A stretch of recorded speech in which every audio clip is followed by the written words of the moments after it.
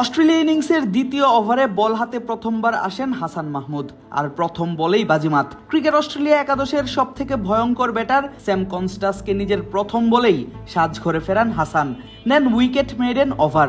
অপরদিকে নিজের দ্বিতীয় ওভারে এসে আরেক ওপেনার ক্যাম্পবেল ক্যালাওয়েকে বোল্ড করেন টাইগার পেসার তাসকিন আহমেদ। তাকে খুলতেই দেননি রানের খাতাটা, আর এতেই মাত্র 1 রানে অস্ট্রেলিয়া হারায় নিজেদের দুই ওপেনারের 2 উইকেট।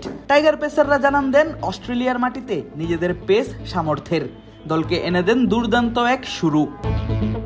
তবে মোমেন্টাম পেতে খুব বেশি অপেক্ষা করতে হয়নি অস্ট্রেলিয়ার। তৃতীয় উইকেটে তারা গড়ে তুলেন 50 রানের জুটি। কার্টিস পেটারসন এবং জশ ফিলিপ মিলে রান তুলতে থাকেন স্কোরবোর্ডে।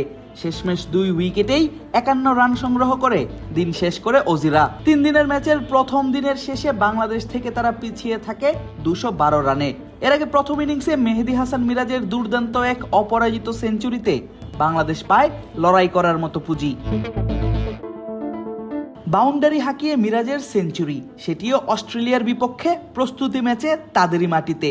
বাকি ব্যাটাররা যখন খাবি খেয়েছেন সেই লাইন আপের বিপক্ষে ব্যাট হাতে মুশফিক তামিমের মতো ব্যাটাররা যেখানে খুলতেই পারেননি তাদের রানের খাতা, শান্ত সাদমান মুমিনুলরা যেখানে লম্বা করতে পারেননি নিজেদের ইনিংসটা, সেখানে বোলারদের সঙ্গে জুটি করে টিকে থেকে একা হাতেই বাংলাদেশের সম্মানটা যেন বাঁচালেন মেহেদী হাসান মিরাজ। তার ব্যাটই সমালোচকদের দিল জবাব, এখনো ফুরিয়ে যাননি তিনি। মিরাজের ব্যাটে ভর করেই অস্ট্রেলিয়া একাদশের বিপক্ষে বাংলাদেশ পায় লড়াই করার মতো পুঁজি। যদিও প্রথম দিনটা নিজেরা ব্যাট করে শেষ করতে পারেনি বাংলাদেশ, তার আগেই হয়ে যায় অল আউট।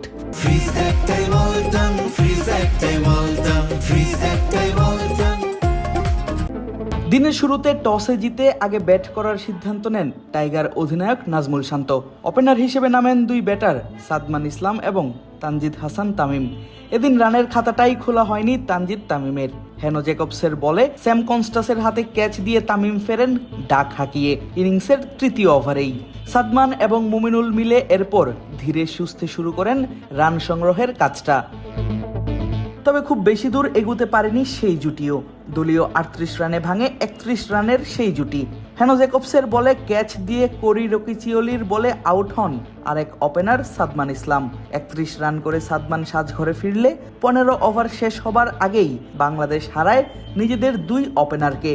তবে এই স্পিনার বিপদটা আরো বাড়িয়ে দেন ইনিংসের 21 আর 23তম ওভারে। 21তম ওভারে তার বলেই কার্টিস পেটারসনের হাতে ক্যাচ দিয়ে মুমিনুল ফেরেন মাত্র 16 রান করে। অপরদিকে দেশের অভিজ্ঞতম টেস্ট ব্যাটার মুশফিকুর রহিম খুলতেই পারেননি রানের খাতা। তবে উইকেটের অন্য প্রান্তটা ঠিকই আগলে রেখেছিলেন অধিনায়ক নাজমুল শান্ত। পরীক্ষা দিচ্ছিলেন নিজের ধৈর্যের। তবে বড় রানের আশা দেখালেও সেটা করে দেখাতে পারেননি এই বাঁহাতি ব্যাটার। 37 রান করে শান্ত আউট হন ক্যাম্পবেল থমসনের বলে। এতেই 100 রানের মাইলফলক পার করে বাংলাদেশ হারায় নিজেদের 5ম উইকেটটা।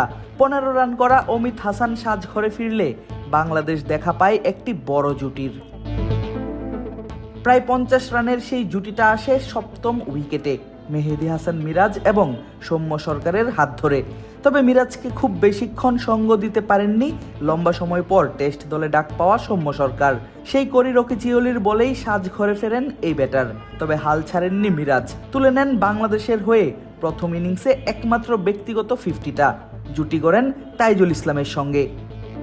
তবে নিজের ফাইফারের জন্য মরিয়া হয়ে থাকা কোরি খুব বেশি সময় নেননি সেই জুটি ভাঙতে। লেগ বিফোর উইকেটের ফাঁদে ফেলে তাইজুলকে আউট করেন যখন বাংলাদেশের দলীয় রান 88। 4 রান করা হাসান মাহমুদকেও ফেরান এই স্পিনার।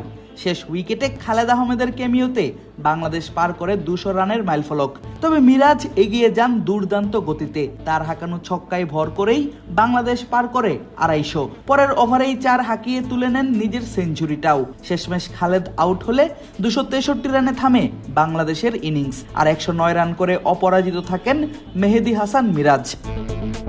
আদিব আশরাফ, ক্রিক ফ্রেঞ্জি।